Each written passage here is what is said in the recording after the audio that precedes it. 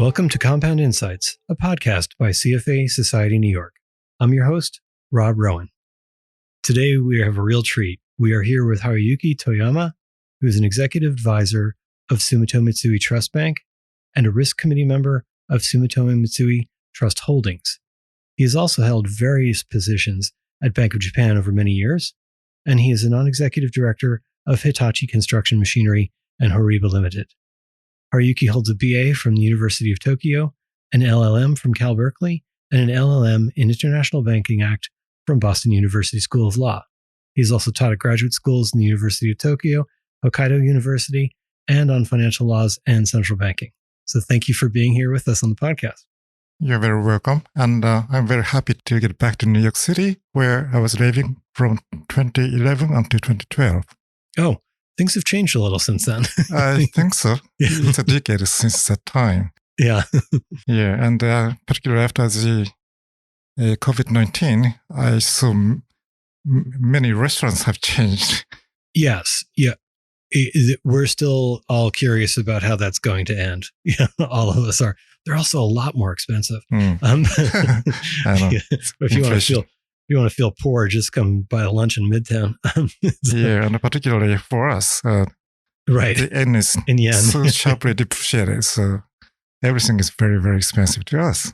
Yeah, yeah. So, well, that actually kind of leads me to the first thing I was curious about, and I'm sure many of the podcast listeners will guess this one. It's about the growth rate, which has been an issue for as long as I've been in the business. Mm-hmm. I read a lot of analysts in my prep for this seem to believe that it is recovering. What are you and your team expecting? Yeah, I think that Japan's economy is moving perhaps 1 year or 1 year and a half behind the United States in terms of the starting point of the recovery from the COVID-19. Mm-hmm. So it is quite natural that Japanese consumers have started to spend well because the government's policy has changed. People feel now free to travel around the country, for example, and spend good money in restaurants and so on, in theaters. So it's a kind of pent-up demand is now going on. And also, we have now attracted many number of foreign tourists to Japan. Right. Of course, until the COVID-19, we welcomed like 30 million people in a year. Right. From abroad, mainly from Asian countries, but also from the United States and European countries. Now it has, except for Chinese tourists, they have come back to make us rich. Mm-hmm. Of course, the problem is that we don't have enough capacity to host them. So many restaurants and hotels suffer a shortage of people. Yeah, but still, we are struggling to accept them. Right. But all these kind of things have, increased the growth rate of Japan. Have you seen much change in wages? Oh yes. It has been a problem for Japan, but this year, many companies, particularly big companies, raised the wages by more than 3%, which is a record number as the first time since 30 years ago. Mm-hmm. That high number has been recorded. And of course, there are some discrepancies between the big companies and middle to small-sized companies. The latter cannot raise wages so much.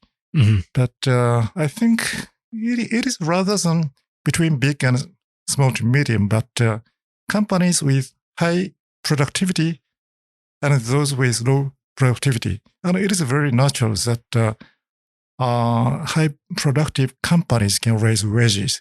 So that in total, Japanese productivity now has a chance to increase. Mm-hmm. Right. So that is behind the wages. Of course, inflation matters. And the laborers, particularly after the COVID-19, the way of thinking with regard to work have changed so that now the bargaining power between the employees and employers have changed a little toward employees. Mm-hmm. So I hope that that tendency will continue so that inflation will rise. along with the productivity from now on. But the jury is still out. Right, because the inflation is only fairly recently begun to rise. Mm-hmm. And the rise has not been of the magnitude of the other developed world countries. Right. Which is obviously not putting pressure on loose monetary controls, right? So it's it's an interesting maintenance thing.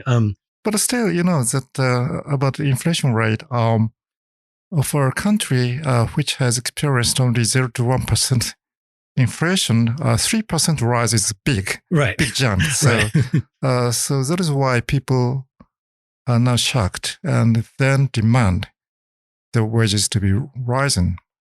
That is very positive. It also maybe is a bad comparison to the rest of the developed world markets because they didn't start in negative territory. Mm-hmm. so the rise is a little bit different. This kind of leads me to one of the questions about how you can anticipate wage growth and price controls in a place with such a strange and very flat history. Not much change has happened over a long time. Mm-hmm. It makes forecasting kind of difficult. Mm-hmm. How have you all approached that forecasting challenge? It is very difficult to predict. Mm-hmm. This year, so far, so good. But it is very difficult to predict what will happen next year. If inflation persists for some time, there is a good chance that workers will demand rise in wages again, and then we will see a rise of wages by hopefully more than 3% next year too. Mm-hmm. So that the good spiral between wages and inflation rate will continue.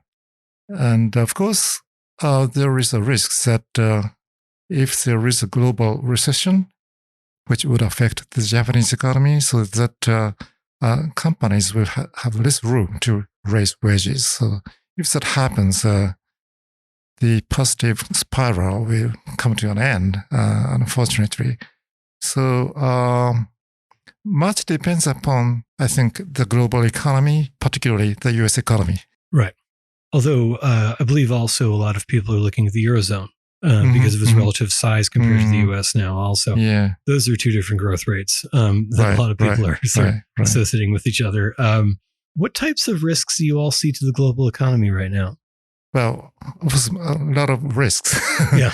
As for the U.S. economy, you know better than I, but we are looking at the negotiation between the White House and the Congress about the debt ceiling now. But more fundamentally, the market now expects that the Federal Reserve will start to reduce interest rate sometime this year. Okay. But the Fed doesn't buy that view, and many members of the board now thinks that there is no chance that interest rate will start to decline this year. Mm-hmm. So, of course, there are tail risks on the both sides, I guess. There is a risk that the current tightening is excessive, so that the U.S. economy will face a kind of recession, deep recession later this year. So that inflation might abate, but at the same time, the economy will fall into a recession. And the other risk is that the labor market is very, very strong and continue to be strong, so that inflation rate will not decline further. So it will decline slowly, but it will not reach the levels that the Federal Reserve wants to achieve, which is 2%. So that interest rate will further increase rather than decline. So it's a kind of risk management for the Federal Reserve, but for us market participants, it is also a very difficult situation in which we have to look at both sides risks. Right, because you have the dual nature of the uncertainty around the U.S.'s legislature, which also I find quite uncertain, and the uncertainty around the direction of overall interest rates. I wonder also if there isn't a bit of a risk, because a lot of, for instance, the ratings on Japanese government bonds are predicated on a continuation of relatively loose monetary strategy, monetary policy by the BOJ. But it seems like there are some risks to that. So if the BOJ has to go into yield curve control mode, that's one. The inflation / wage growth issue that we just talked about. Yes. Are there other risks to that policy that you all are tracking? Yes, of course.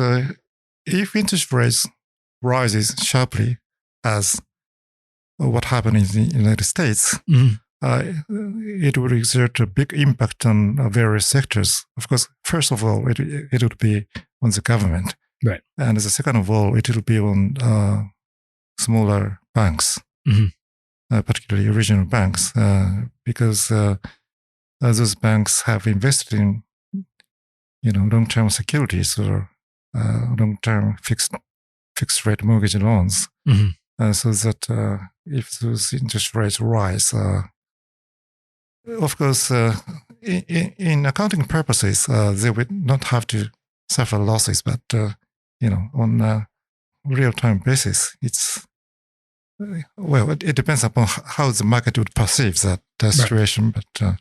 But unlike the United States or the Federal Reserve, I believe that the Bank of Japan will look into various factors when it formulates monetary policy, so that if it wants to repeal the YCC, for example, it will not only look into the inflation situation or economic situation, but also into the sectors on which the changes of monetary policy would have impact. And I presume part of that view is predicated on the relatively high government debt to GDP ratio. Yeah, it is astonishingly high. The debt to GDP ratio of Japan is more than 250%. As I saw it, it's 187th country out of 187 countries in the world. So it's not only among the G7 countries, but all countries in the world that Japan's debt to GDP ratio stands out. Yeah. Right? Yeah, everybody would be surprised to know that interest payment accounts for only 7% of the Japanese government's expenditure. Right. 7%. Right. What is it? Number 186 is probably 3 times that. The outstanding debt is more than 1,000 trillion yen. Right. And interest payment is just 7 trillion yen or something, right? So, as you said, that it is possible because of the BOJ's policy. So, of course, because the government have issued long-term securities, so that if the BOJ raises interest rate, it will not have impacts of all the securities at once. But gradually, the interest payment of the government should increase if it happens. So the government will have to seek other revenue channels for making necessary expenditures, including social security, right, and perhaps military and education and so on. So, it is very necessary to raise tax rates, particularly consumption tax rates, maybe. But it is politically very, very touchy issues. So, right, particularly as consumption tax rates have been rising already. Yeah, already, yes, to 10%. Right. And the IMF said that it should be raised to 15% at least. I don't know if that is the case or not, but as aging is still continuing in Japan, so the peak of the expenditure for social security, for example, comes only in 2040s. Right. Many years from now on. the expenditure would have to increase further. Right. So, of course, something have to be done for this institutional structure of the social security system. But at the same time, you have to raise tax revenues. Right. In order to raise tax revenues, there are several rules. And of course, the best thing is to achieve the higher growth rate so that the tax payment will increase. But of course, it is very difficult. And the Abenomics has tried to do that by increasing the nominal growth rate by raising inflation rate. But, it has been proved that it is very difficult to do that. Right. It's also difficult for most countries to grow when there is a bulge in the aging of people. Yes, of course. That makes that difficult. So demography matters. Yeah, a lot. For raising productivity. Of course, we have to do that, but it's very, very difficult. Yeah, it's going to be exceptionally difficult. Well, it is an exceptionally interesting place, and despite having the debt to GDP ratio as number one, everyone has to be number one at something. But we are not proud of that. I thought it was Japanese food that was the best. I, like a lot of people, have seen many of those travel to Japan ads on the internet that pop up in my browser. I may do what the internet tells me soon. But well, perhaps we should leave it there and stop there and say thank you for being here. Thank you very much. And to those of you who are listening to the podcast, thank you for taking the time to listen to Compound Insights. I'm your host, Rob Rowan.